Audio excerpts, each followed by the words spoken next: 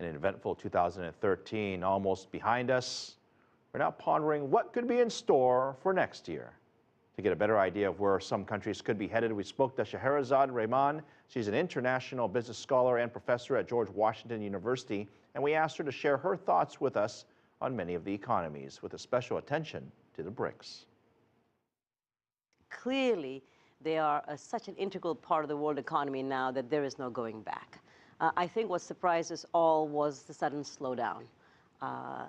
Some have coined the phrase that the emerging markets were hit with a ton of bricks, and the BRICS countries all slowed down quite rapidly, and I think that was the big surprise.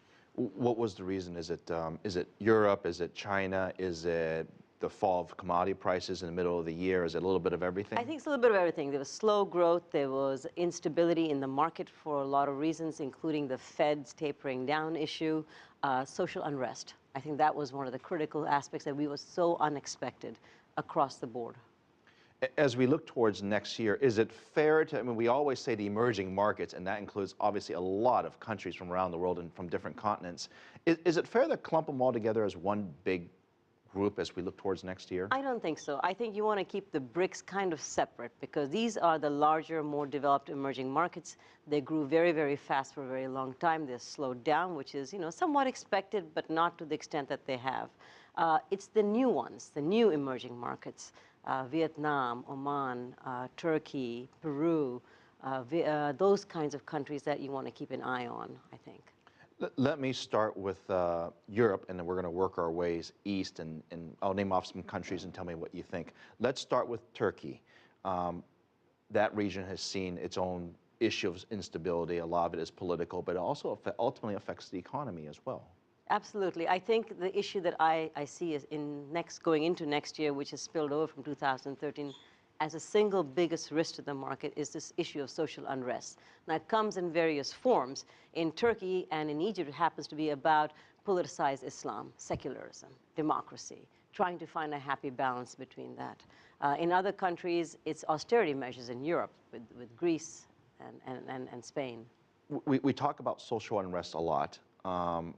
It's an unfortunate situation that the governments have to deal with, but at the same time, has there been a government that you've seen that has successfully dealt with social unrest and have addressed the problem head on and found solutions that perhaps all the sides could be amenable to a longer-term solution? I don't think there's a single example that I can point to in the developed or developing countries. In the emerging markets, we see it across the board. We've seen it in Brazil.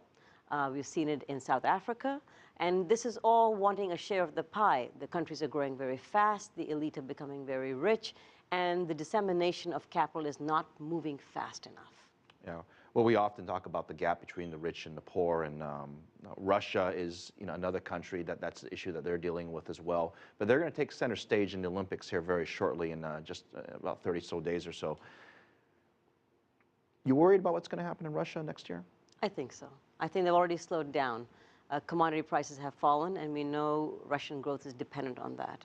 I think the Olympics are going to be critical in terms of how they pull it off.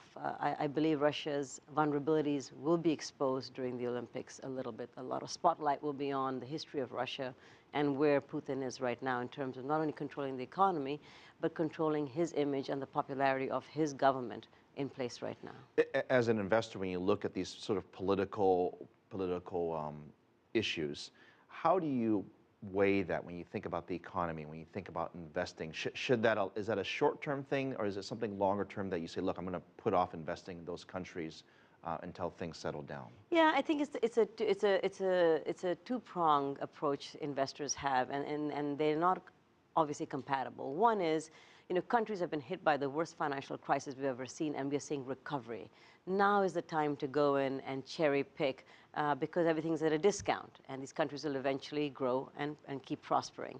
But on the other hand, we know that social unrest is not going away in these countries.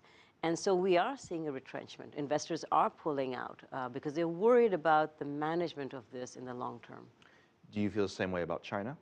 China, unfortunately, is probably the riskiest emerging market and the biggest risk the global economy is facing. Not so much that it's not growing, it's just slowing down more than we expected. It slowed down close to 7.5% this year. It was 9.5 2 years ago, and for decades it was double digit. And at some point, investors had believed that they would see 8 or 9% growth for China for the next decade, and that's just impossible. So I think China's slowdown is a reality check that the world will slow down, especially if you think about it. They were also propping up economies like Brazil and Australia.